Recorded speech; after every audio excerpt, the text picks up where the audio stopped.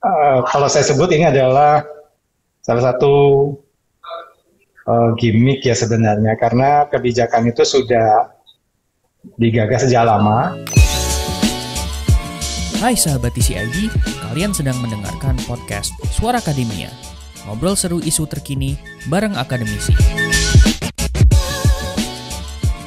Pendidikan tinggi mendapat kabar yang bisa dibilang cukup bombastis Sobat TCID karena Menteri Pendidikan Kebudayaan Riset dan Teknologi Nadiem Makarim mengumumkan bahwa telah ada peraturan baru yaitu Permendikbudristek nomor 53 tahun 2023 yang di pemberitaan itu dituliskan menghapus skripsi sebagai syarat kelulusan mahasiswa S1 atau D4 gitu.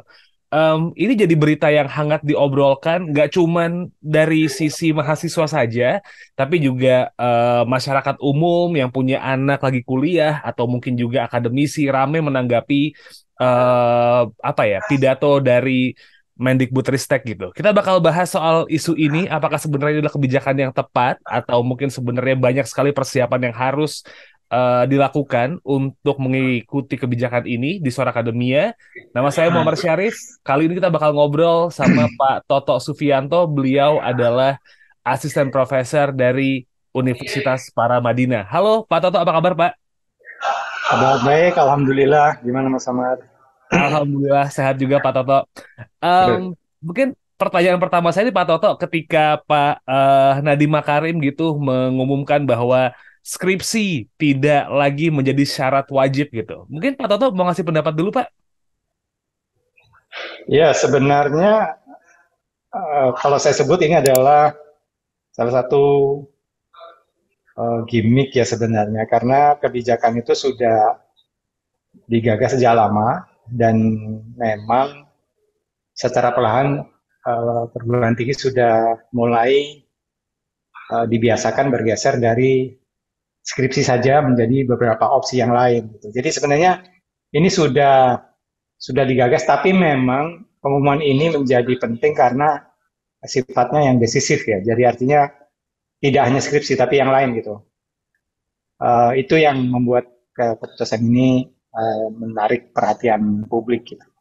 Dan kalau ditanya apakah bagus, saya kira setiap keputusan itu ada masanya ya, ada zamannya ya. Jadi saya melihatnya ini adalah the right moment gitu untuk kita mulai dengan tegas menyatakan bahwa kalau sarjana itu tidak harus membuat skripsi itu aja. Kalau dulu kan ada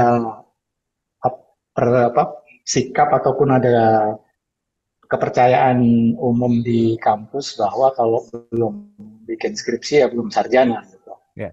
Itu yang jadi kalau ada orang mungkin kalau ada yang lulusan luar negeri gitu ya, kamu skripsinya apa? Oh nggak ada, nggak ke skripsi gitu. Oh aneh, tapi masih dari luar negeri nggak apa-apa gitu. Tapi kalau di dalam negeri sekolah di PTN atau PTS tertentu terus kemudian nggak ada, oh nggak ada skripsi, wah itu aneh gitu kan. Nah sekarang mungkin dengan adanya keputusan ini bahkan buat mereka yang mungkin semester depan sudah harus nyusun skripsi mestinya gitu ternyata tidak gitu ya akhirnya dengan percaya diri bilang oh saya nggak pakai skripsi. Jadi perubahan-perubahan itu yang menurut saya akan terjadi di masyarakat. Jadi tidak menjadi momok lagi di tahap akhir dari sebuah studi sarjana. Gitu Oke. Mas.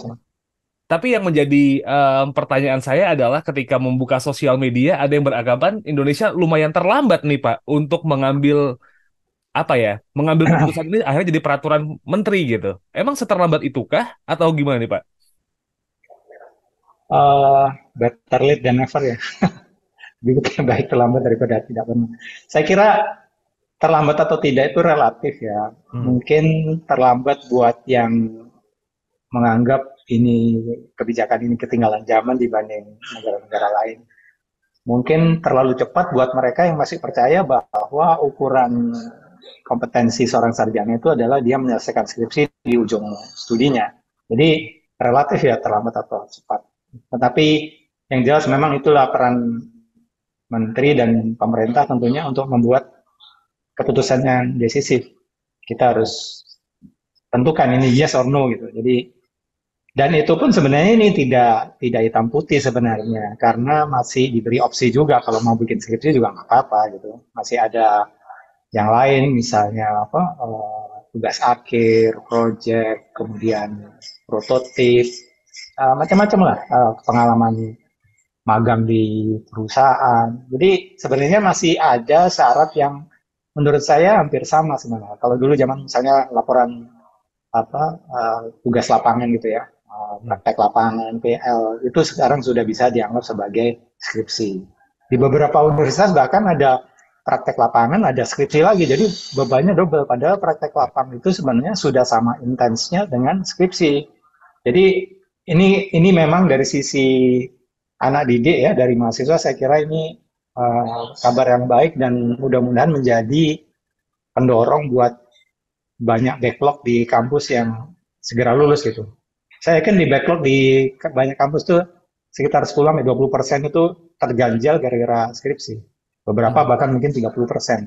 Jadi dengan adanya ketentuan ini, saya kira mereka pada berbondong-bondong balik ke kampus untuk segera menyelesaikan studinya. Gitu. Dan buat kampus juga nggak bagus kalau terlalu banyak backlog. Ya. Ini jadi pertanyaan banyak orang juga nih, mungkin Pak Toto gitu, ketika Nadiem Makarim menyatakan bahwa skripsi dihapuskan menjadi syarat kewajiban untuk lulus S1 gitu. Bayangan masyarakat artinya adalah oke, tidak ada lagi tugas akhir nih, nggak ada lagi skripsi-skripsian gitu ya. Ini kalau misalnya memang mau dilihat dari penerapannya, apakah memang nanti ada tugas akhir gitu kah? Atau mungkin ada ujian kayak semacam matrikulasi? Atau seperti apa sih Pak sebenarnya? Karena kalau melihat dari beberapa kampus, ada yang memang menawarkan justru ada jurusan akuntansi misalnya mau ambil yang skripsi atau non-skripsi nih. Kayak gitu tuh. Nah, jadi penerapannya gimana nih Pak? Apakah memang benar-benar hilang mata kuliah selesai lulus gitu atau gimana? Ya, kalau di luar negeri itu tidak seperti kita gitu. Bahkan yang ketika dibilang skripsi tidak wajib lagi itu, kalau di luar negeri itu kita misal mengambil 100 lebih SKS gitu ya, 144 atau 120 SKS misalnya. Selesai SKS-nya ya sudah selesai, wisuda gitu. Nggak ada kerepotan di semester akhir menulis tugas akhir. Nah, yang mungkin ditangkap salah oleh publik adalah udah nggak ada apa-apa, enggak juga, tetap ada gitu. Yang namanya tugas akhir gitu. Nah, yang dimaksud peraturan ini adalah tidak hanya skripsi, jadi boleh yang lain-lain. Tetapi tetap ada yang namanya tugas akhir. Jadi tidak seperti yang praktek yang dilakukan di kampus-kampus di negara maju. Gitu. Ada opsi juga untuk skripsi, tetapi juga ada opsi yang tanpa skripsi itu benar-benar tanpa skripsi. Jadi kita selesaikan semua mata kuliah selesai wajib dan yang tidak wajib selesai. Terus di semester misalnya semester 8 udah selesai semua, tinggal saya datang ke registrasi administrasi kampus untuk minta untuk ikut wisuda tanggal sekian, udah selesai bayar gitu. Nah, yang masih di Indonesia adalah Anda harus siapkan tugas akhir. Kenapa? Karena di dalam salah satu, dan ini harus diperbaiki saya kira, di dalam salah satu laporan perguruan tinggi itu ada yang namanya tugas akhir dan itu harus ada judulnya gitu. Kenapa itu masih ada yang namanya tugas akhir? Karena mahasiswa yang sudah ngambil sekian banyak SKS, kalau Anda lihat transkripsi, itu kan ada mata kuliah gitu ya. Betul. Nah nanti di bawahnya itu ada tugas akhir judul apa. Nah itu yang harus dihapus kalau itu mau benar-benar non skripsi. Ya. Nah ini masih ada Mas. Jadi makanya dia Pak Menteri sebut tugas akhir, jadi ada proyek, ada apa. Artinya apa? Mengisi judul ini loh. Dia tugas akhirnya judulnya apa? Kalau nggak ada mau judul di mana? Nah, kenapa di luar negeri benar-benar bebas skripsi? Karena di luar negeri itu setiap mata kuliahnya itu mengandung kompetensi-kompetensi yang penting untuk ketika dia nanti lulus sebagai sarjana. Jadi kalau kita itu kompetensinya dikumpulin di skripsi, kompetensi yang lengkap itu, kalau di luar negeri yang tidak skripsi itu disebar di semua mata kuliah. Apa itu? Yaitu misalnya dia wajib menulis ilmiah. Sekarang Pak, di kampus kita misalnya ada nggak kewajiban di satu mata kuliah. Setiap mata kuliah ada nggak kewajiban mahasiswa menulis ilmiah. Nah, itu sudah diambil alih di mata kuliah. Karena itu, meskipun mereka nggak pakai skripsi, tetapi mereka sudah melakukan apa yang namanya penulisan ilmiah. Gitu. Nah, kalau di kita ditentukan seperti itu, kita harus pastikan ukuran kinerja atau indikator kinerja di setiap mata kuliah itu harus dipastikan ada unsur-unsur atau faktor-faktor kompetensi yang memang harus dimiliki oleh seorang sarjana gitu. Jadi ini PR-nya masih panjang untuk menghapuskan tugas akhir itu. Kalau mau tujuannya menghapuskan tugas akhir ya. Sehingga nanti kelak di perguruan tinggi Indonesia itu pilihannya ya seperti tadi, skripsi atau non skripsi gitu. Sekarang ini enggak, skripsi atau tugas akhir. Ya. Atau tugas akhir tetap aja lah gitu. Ya. Skripsi atau bukan skripsi tapi sebenarnya tugas akhir semua itu. Ya. Jadi itu.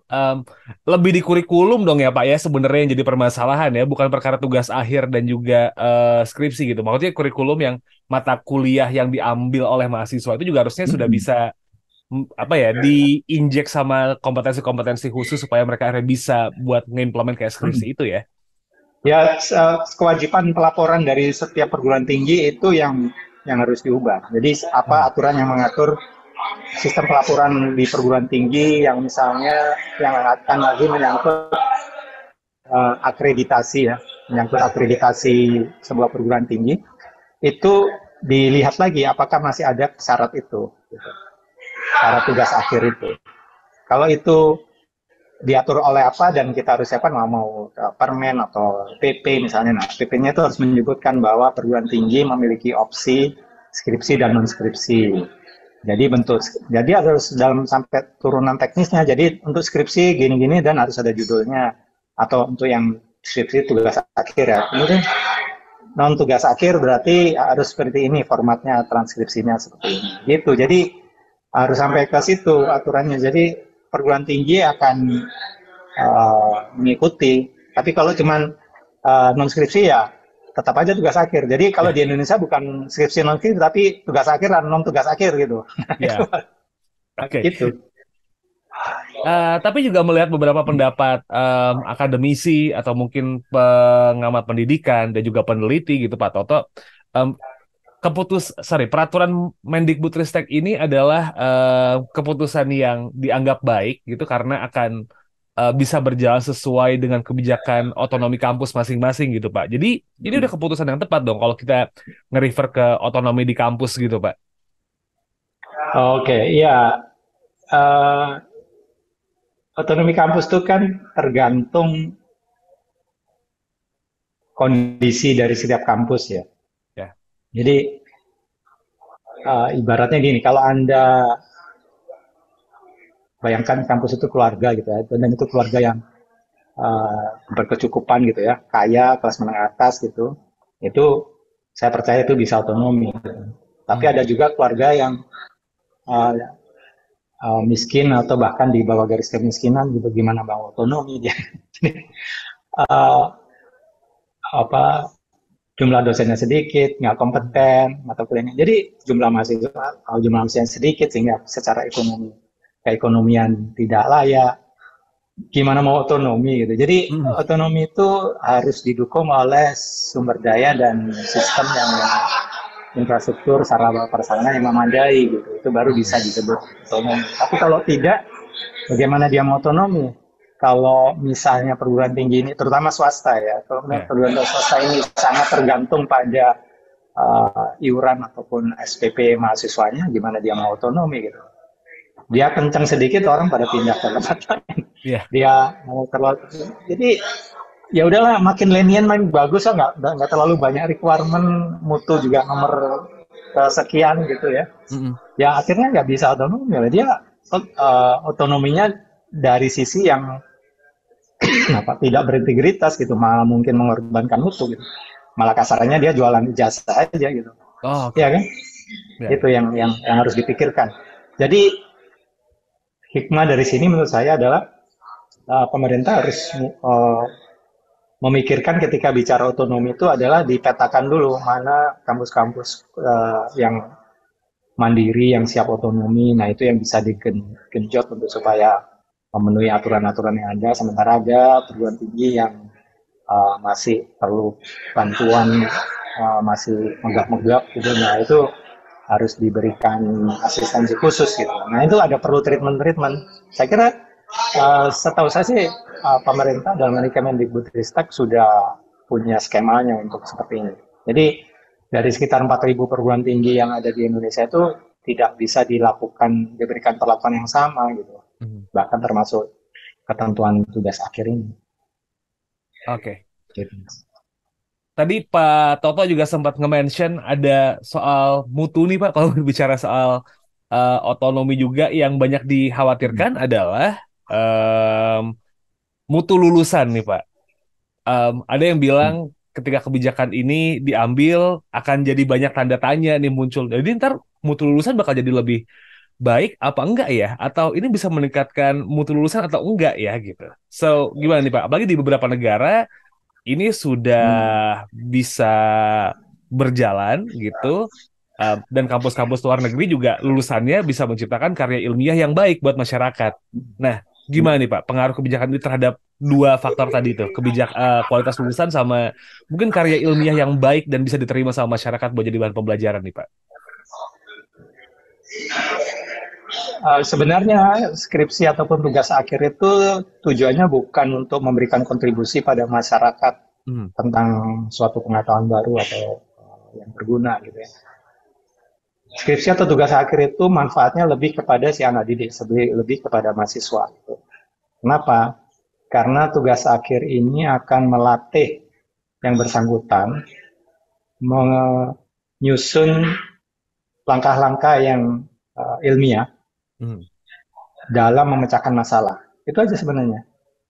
Skripsi ataupun tugas akhir adalah pembuktian dari si calon sarjana dalam menerapkan ilmu yang diperolehnya selama perkuliahan dalam sebuah kasus ya karena dibatasi gitu sebuah masalah, dan dia membuktikan bahwa saya bisa menggunakan semua teori pengetahuan yang saya peroleh selama 4 tahun belajar itu untuk bisa diterapkan dalam tugas akhir ini. Nah di situ kan banyak skill yang harus dipenuhi, misalnya kemampuan untuk mencari informasi, kreativitas dalam mencari topik, kemudian yang penting juga adalah cara menulis gitu ya. Nah, menulis itu banyak. Orang bisa menulis dengan baik kalau dia membaca. Nah, itu juga ada kemampuan membaca, mencari referensi dan sebagainya ya. Kemudian juga sedikit banyak ada soft skill yang berupa human interaction, karena dia harus mempersuasi dosen pembimbing, ya kan? Mempersuasi narasumber, dia riset, mempersuasi perhitungan dan sebagainya. Gitu ya. Mas, bentar bisa di break? Saya ada telepon yang penting. Oh bisa Pak, bisa. Ya, saya pause dulu ya Pak ya. Ya. Artinya begini, skripsi itu Pak Toto bisa dibilang hanya mempersiapkan mahasiswa yang S1 untuk mengetahui bagaimana caranya menulis ilmiah dong ya. Yang betul. Tujuannya lebih ke situ ya. Iya. Karena itu di kampus di luar negeri itu kalau di setiap mata kuliahnya sudah memberikan tugas seperti itu, saya kira bisa diambil. Dan saya dulu kira-kira 10 tahun yang lalu sudah mengusulkan anak-anak ini kan sudah membuat proyek, sudah membuat tugas gitu. Nah, apalagi kalau tugasnya itu individual gitu ya. Itu kan sudah ada judul. Jadi problemnya adalah menempelkan judul itu di transkrip gitu sebenarnya. Yeah. Dari sekian mata kuliah tinggal dipilih aja mana yang tugas mata kuliah tertentu, misalnya yang ini misalnya tinggal diwajibkan masuk ke jurnal ataupun penerbitan yang sifatnya publik gitu ya. Bahkan kalau bisa juga misalnya ke koran gitu ya, seperti masuk ke koran-koran nasional yang seleksinya ketat gitu, Kompas atau Media Indonesia gitu misalnya, Jawa Pos. Nah itu sudah dianggap sebagai tugas akhir misalnya. Itu kan tinggal ditempel aja di situ, ada pembuktiannya gitu ya, dan menunjukkan si anak didik sudah bisa mengungkapkan pikirannya secara runut, ilmiah dan objektif gitu. Sebenarnya itu kan tujuannya itu gitu. Jadi itu yang menurut saya bisa dijalankan. Tapi kan memang akhirnya berujung pada skripsi karena ya biasanya kita biasanya begitu, ya udah biasanya begitu ya diteruskan aja sampai sampai semuanya tidak sadar bahwa ini sudah obsolete, ini udah ketinggalan Ya, zaman ini kalau masa gitu gitu. oke. Mutu lulusan gimana nih Pak dengan kebijakan peraturan menteri ini nih Pak? Apakah mungkin bisa meningkatkan mutu lulusan kah atau gimana gitu? Karena kalau kita berbicara soal kemungkinan kampus jadi lebih cepat meluluskan mahasiswanya sih kayaknya fakta yang eh, bisa segera diserap gitu ya Pak ya. Kalau mutu lulusan gimana nih Pak? Sebelum saya masuk ke kelulusan, saya membaca adalah studi tentang survei tentang faktor-faktor penghambat penulisan skripsi mahasiswa ya. Hmm, Jadi ini dilakukan oleh Dr. Kustiah Sunarti dari Universitas Negeri Makassar gitu ya, tahun 2016. Nah, di situ ada temuan yang menarik sebenarnya, yaitu faktor-faktor yang melatar belakangi kesulitan mahasiswa dalam menulis karya tulis ilmiah. Yang pertama adalah sulit memfokuskan perhatian pada rencana penulisan skripsi, ya, nggak oke. fokus. Yang kedua, takut kalau naskah skripsi tidak disetujui pembimbing. Ini apa horor horor kalau Ya. nulisan skripsi. Yang ketiga, kurang gigih ulet dalam penulisan skripsi, mungkin kurang daya juang kali. Hmm, Yang keempat, dedikasi rendah. Yang kelima, tidak realistik. Yang keenam, kurang melakukan kontak profesional dengan teman studi dan sebagainya. Nah, itu yang menurut saya sebenarnya kalau dibaca sepintas itu adalah sebenarnya eh, tidak ada kaitannya dengan bidang studinya kan, program studi nggak ada. Tapi betul. semuanya itu adalah sebenarnya soft skill kan. Ya. Semua itu adalah soft skill. Nah, di era baru ya, di era revolusi industri 4.0 atau seterusnya, itu sebenarnya banyak negara maju yang sudah menunjukkan resepnya dan begitu banyak konsep, akhirnya mereka sampai pada kompetensi yang disebut 4C tadi, Hmm, yaitu communication, critical thinking, creativity, dan collaboration. Itu kan semua soft skill yang disebut tadi di masalah tadi. ya. Nah, tugas dari kampus dan kemudian program studi itu adalah menerjemahkan 4C ini ke dalam setiap kegiatan mereka, terutama kegiatan akademik ya, dan kaitannya dengan mata kuliah gitu ya, yang mengandung 4C ini. Gimana akhirnya anak didik mereka itu menguasai 4C ini. Kalau itu sudah tercapai, saya kira aman kita, karena anak-anak didik kita akan kreatif, bisa mengkomunikasikan kreativitasnya ya, bisa Hmm, bekerja sama dengan orang lain kolaboratif, terus mengasah kekritisan berpikirnya. Itu kan sebenarnya yang kita harapkan dari lulusan. Kalau dia sudah membuktikan itu, ya sudah kan sebenarnya dia layak untuk menjadi sarjana dan siap bekerja di masyarakat gitu. Ini sebenarnya outcome-nya kan. ya. Kalau output-nya kan sebenarnya dia menghasilkan tugas akhir tadi. Tetapi Hmm, output ini kan tidak harus dalam bentuk tugas akhir. Kalau kampus itu bisa punya mekanisme yang mengukur indikator 4 ini dengan cara yang baik gitu ya. Nah, tentunya bayangan saya akan memiliki sistem informasi yang melacak uh, kinerja akademik si mahasiswa ya secara individual. Nah, itu kan perlu teknologi ya. Makanya saya sebut tadi kalau kalau kampusnya itu punya sarana prasarana yang bagus ya, hmm. advance gitu teknologinya, saya kira dia bisa melakukan itu. Tetapi kalau yang kampusnya uh, setengah mati gitu, apa megap-megap dari segi keuangan dan sumber daya, Ya. ya itu nggak akan mampu karena ini teknologi semuanya relatif mahal gitu kan. Nah itu yang menurut saya bisa dilakukan gitu. Nah yang konyol adalah kalau itu kampus itu sudah cukup mumpuni, cukup kaya, tetapi masih aja terjebak pada praktek lama gitu. Misalnya cara Hmm, mengukur semua itu dengan skripsi. Nah itu yang bisa saya pahami membuat ke jengkel mereka yang nggak lulus-lulus gara-gara ya. misalnya dosennya kolot, ya mikirnya kok Hmm. skripsi kali zaman tahun 60-an, 70-an ya. Ya itu yang nggak cocok sebenarnya gitu. Jadi Oke. ada benarnya juga, ada hikmahnya juga dari keputusan ini sehingga menggoyang comfort zone dari banyak dosen yang selama ini punya apa ya target yang mungkin terlalu tinggi ya buat mahasiswa zaman sekarang. Jadi saya kira Oke. perlu disesuaikan lah, sesuai dengan zamannya tadi. Saya kira. Hmm. Baik Pak Toto, peraturan yang memang bisa dilihat dari sisi positif, ya ini mungkin jadi salah satu kemajuan, tapi juga banyak yang harus dipersiapkan gitu ya, mulai dari kampus yang menyiapkan materi kuliah yang jauh lebih baik, infrastruktur juga untuk mendukung supaya mahasiswa itu outputnya jadi lebih oke. Mungkin ada yang ingin disampaikan lagi Pak Toto mengenai peraturan Mendikbudristek ini soal skripsi yang tidak diwajibkan lagi nih Pak. Ada hal yang ingin Iya, di-share lagi Pak?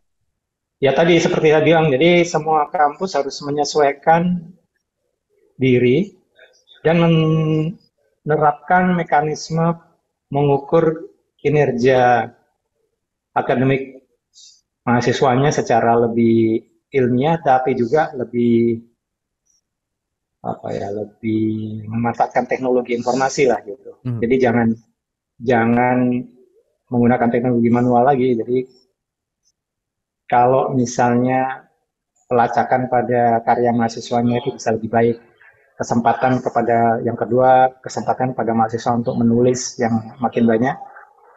Nah, budaya menulis ini juga dikaitkan dengan budaya membaca gitu ya.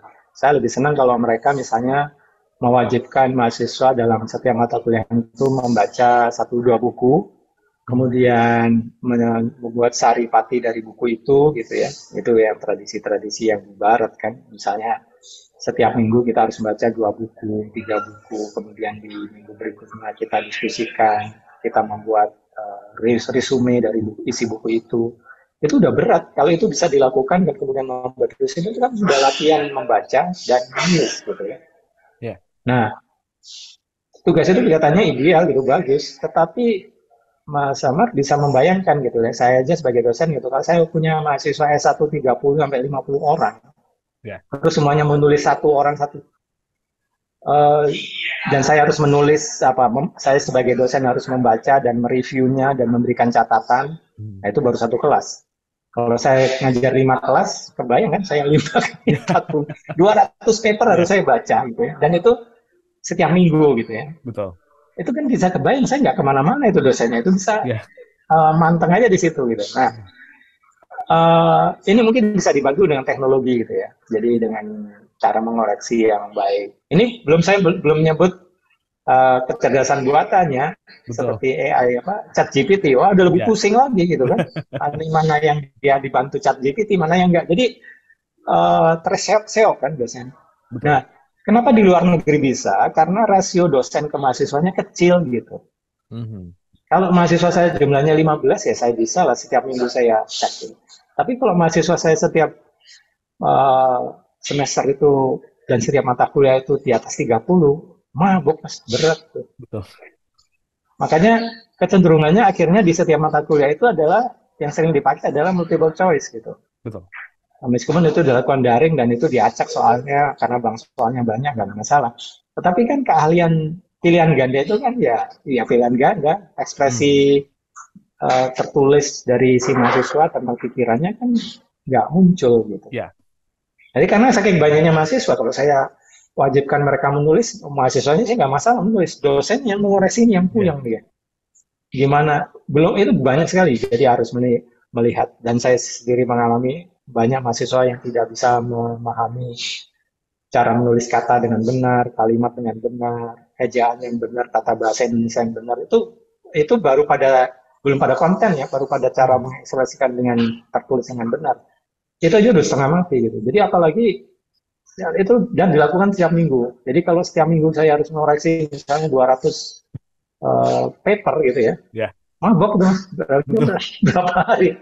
Ya. Belum lagi tugas-tugas yang lain. Jadi kemampuan dosen untuk melacak kinerja mahasiswa dari segi 4C tadi itu harus dibantu teknologi dan memang tidak bisa begitu juga. Jadi dari sisi mahasiswa juga harus ada semacam pelatihan ya.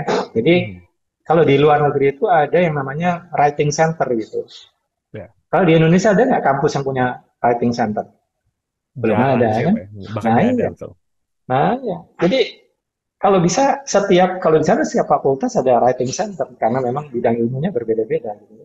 Nah itu writing center itu akan menjadi pusat pembimbingan mahasiswa untuk menulis gitu. Nah, kalau sudah selesai di situ kan enak, dosennya ngoreksinya juga enak.